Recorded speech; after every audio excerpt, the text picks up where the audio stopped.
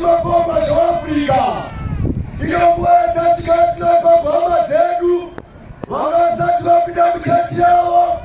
Wangada hawa kutulapida mchachi yao. Kutulapasi wako suka kwa kere. Wako sati sanobe ya kuna kumeli.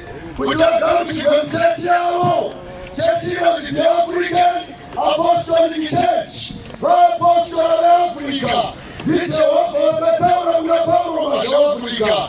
Church is at Yapo, Jehovah Church, Ikawagurazo. So now you go because the church will change. Hallelujah! So now what you want to sita. So what Omwe Semesa. Africa Munutema. Karawai Bogasa Club Church. We have come to the we want toropito yake Mwari inorira kwake.